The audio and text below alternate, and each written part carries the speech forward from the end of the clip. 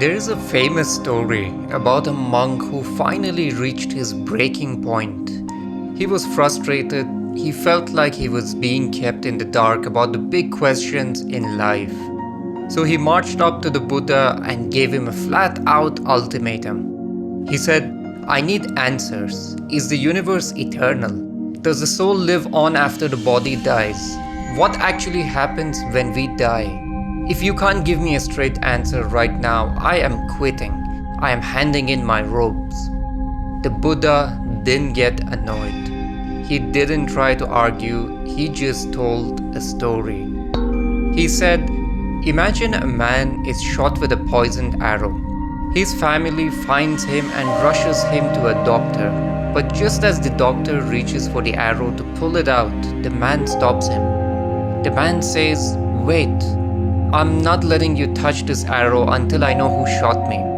Was he a warrior or a commoner? Was he tall or short? Was the bow made of bamboo or reed? And these feathers, are they from a vulture or an eagle? The Buddha looked at the monk and said, that man would die long before he ever got his answers. The point of the story is simple. Don't let the search for why stop you from solving the what. The monk was dying while asking questions that didn't matter.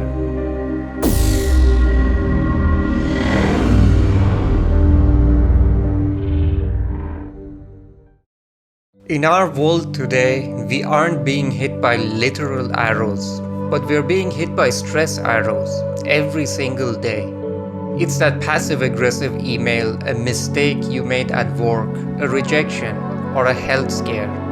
The arrow is the sharp pain or the knot in your stomach you feel right now. But instead of pulling it out, we behave exactly like the man in the story. We start interrogating the arrow, we sit there and ask, why did they say that to me? What does this mean for my career? Is this happening because I'm not good enough? While you're busy analyzing the feathers of the problem, the actual poison, the cortisol, the heart rate and the anxiety is spreading through your system. The body is bleeding stress, but the mind is demanding a history lesson. You are trying to understand your problems to death instead of just healing the wound. You are looking for the archer while the poison is reaching your heart. When you find yourself spiraling, you have to stop the why and start the protocol. This is how you shift from being the victim of the arrow to being the surgeon who removes it. So step 1, identify the arrow. Don't try to solve the entire universe. Just find the wound. Stop and ask yourself, what exactly is hurting right now? Is it embarrassment? Is it the fear of being judged? Most overthinkers aren't actually confused. They are just injured. But because it's a mental wound, we try to think our way out of it. You can't think your way out of a wound. You have to name it. For example, let's say you're cringing over something you said in a meeting earlier today. The arrow isn't the meeting. It's the sharp feeling of embarrassment or the fear of being disliked. When you name the emotion, you name the arrow. Once it's named, it loses its power to stay hidden. Step number 2, stop interrogating reality. Overthinking feels like research, but it's actually just a delay tactic. It's a way to avoid the discomfort of the present moment. You don't need the full backstory or a 10-year projection to feel better right now. You need stabilization. You have to stop asking, why is this happening to me? And start asking, what is happening right now? If you're panicking because you're behind on a massive deadline, stop asking, why am I so lazy? Instead, just observe the facts.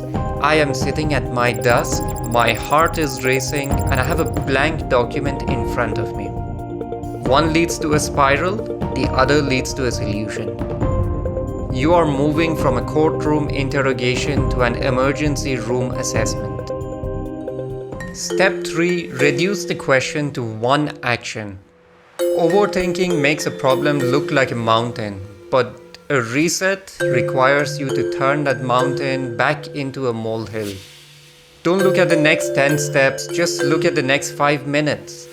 Ask yourself, what is one small thing I can do right now to make this 1% better? For example, if you're stressed about your finances, don't try to map out a 5-year wealth plan while you're panicking. Just find one monthly subscription you don't use and hit cancel. That's it.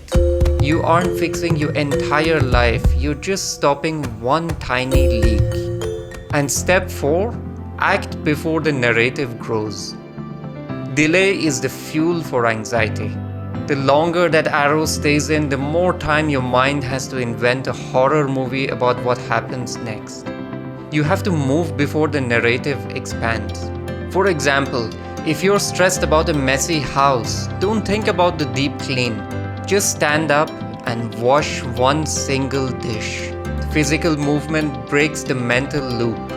Even a wrong or imperfect action is better than perfect rumination. So move your body and your mind will follow. Peace doesn't come from answering every question the universe throws at you. It comes from having the courage to remove what is hurting. Overthinking isn't depth, it's just a delay. It's sitting on the ground bleeding out while you argue about the color of the archer's clothes. So stop asking who shot the arrow, just pull it out.